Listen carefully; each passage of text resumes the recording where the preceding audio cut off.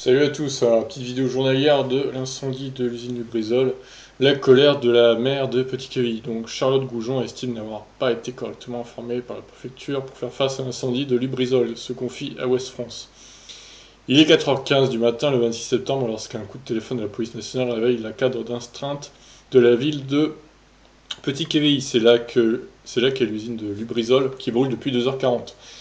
La mairie doit placer des barrières dans travers des rues d'accès au quartier. Il faut 1 heure aux services municipaux pour commencer l'opération.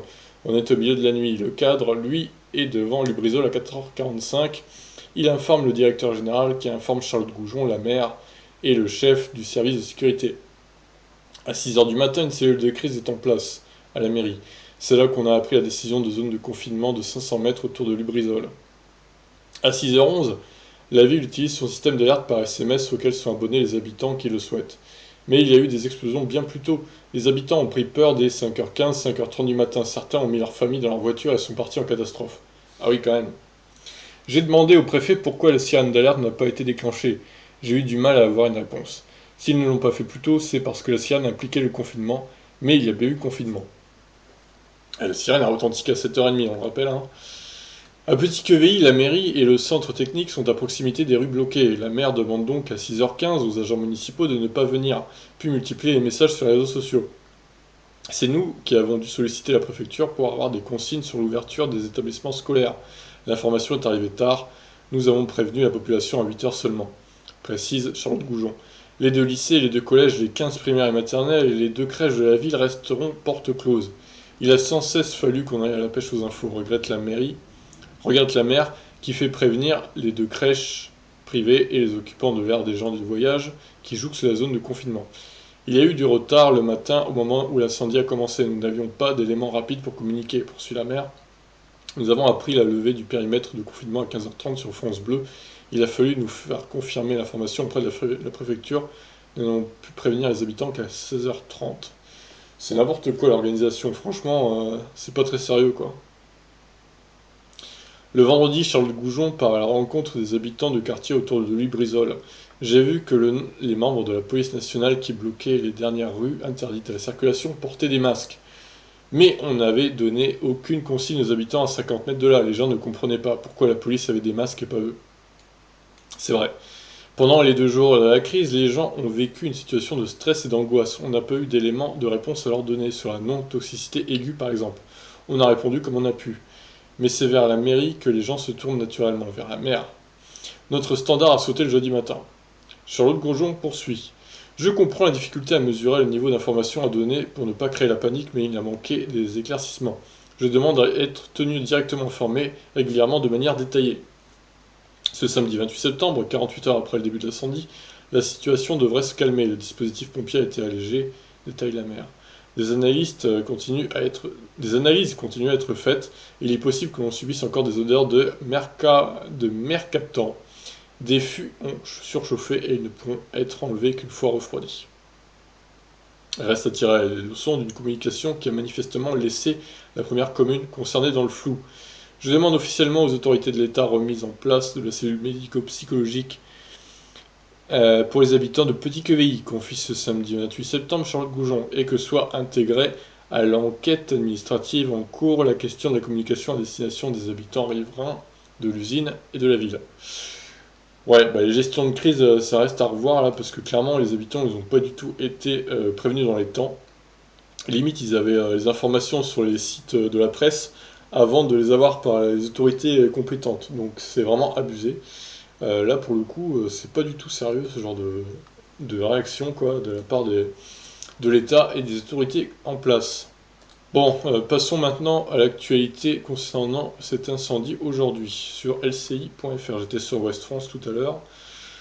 Le préfet de Seine-Maritime, Pierre-André Durand, organise une conférence de presse ce samedi à la préfecture à 17h. Un point de la situation sera fait sur la suite de l'incendie à l'usine Lubrizol.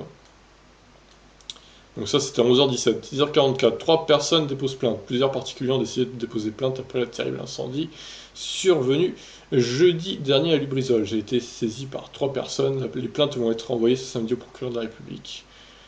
8 personnes m'ont contacté après le sinistre, mais 3 ont d'ores et déjà décidé de porter plainte contre X avec constitution de partie civile pour notamment dommages corporels et manquement à l'obligation de la sécurité. Alors oui, ça, j'avais vu passer l'actu, donc on en parle. Alors, de l'amiante dans la toiture brûlée. Au cours du terrible incendie survenu jeudi à Rouen, a brûlé notamment une toiture qui contenait de l'amiante, révèle France Bleu.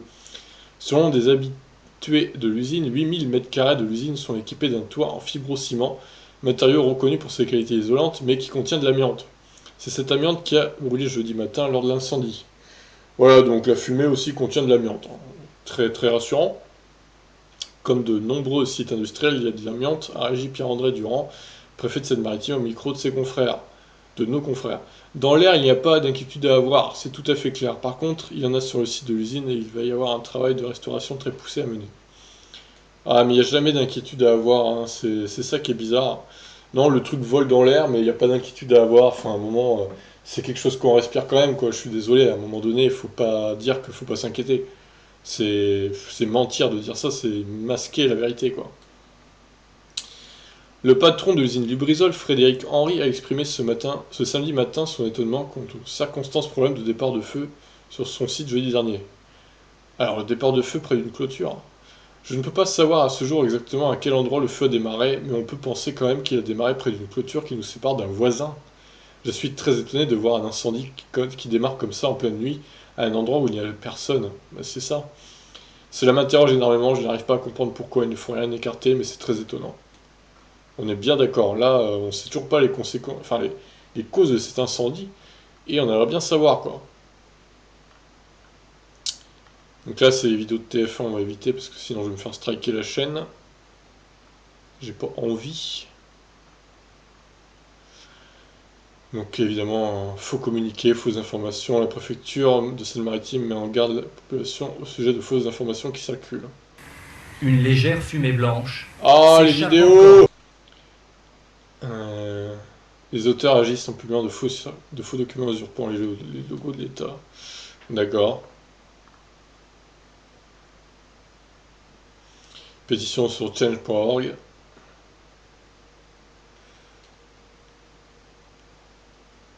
Tous les établissements scolaires fermés à la suite de l'incendie de l'usine de Brusol seront réouverts lundi 30 septembre matin. Bon, bah, ça réouvre, hein. Tout repart lundi, quoi, comme si de rien n'était. Donc écoutez, voilà ce qu'on peut dire aujourd'hui sur cet incendie. Bon, on n'a pas vraiment d'avancée. Bon, il y a eu le témoignage de la mairesse, là. Euh, le dirigeant de l'usine qui se demande pourquoi, comment le feu a pu démarrer, parce que c'est vrai que c'est étonnant. Est-ce que c'est un acte malveillant? Est-ce que c'est un incendie, une erreur humaine, un court-circuit? Qu'est-ce que c'est, quoi? Qu'est-ce qui s'est passé? Ça, on aimerait bien savoir aussi. Bon, l'amiante qui a brûlé dans le toit, mais apparemment, hein, il n'y a pas de risque dans l'air. Bon, ça, j'y crois moyen. Bon, on sait toujours pas, évidemment, ce qu'il y avait exactement dans ce nuage de fumée, mais à mon avis, c'était pas un nuage très sain à respirer, hein, évidemment. Donc, mais bon, on veut nous dire, hein, évidemment, qu'il n'y a rien de grave, forcément. Bref, on attend de voir, hein, cette conférence aussi à 17h. Je referai peut-être une vidéo demain sur ce qui s'est dit à cette conférence à 17h. Sur ce, je vous laisse. N'hésitez pas à nous tenir au courant, ceux qui habitent près de l'usine, si ça pue toujours, les odeurs d'hydrocarbures, etc. Sur ce, je vous laisse. Ciao.